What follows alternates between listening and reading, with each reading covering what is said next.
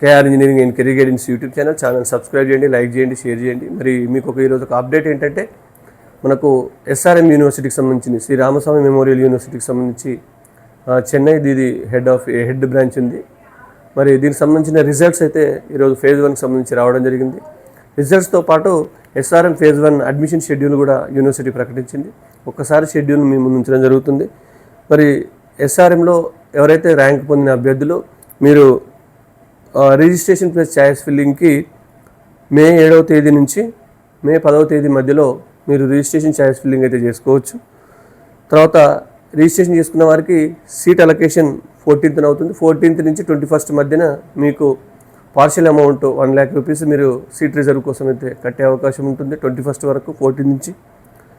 తర్వాత total fee వచ్చేసి మనకు మే 31st లోపు మీరు ఈ టోటల్ ఫీజు పే చేయాల్సి ఉంటుంది. టోటల్ ఫీజు పే చేస్తేనే మీకు సీట్ కన్ఫర్మ్ అయ్యే అవకాశం అయితే ఉంది.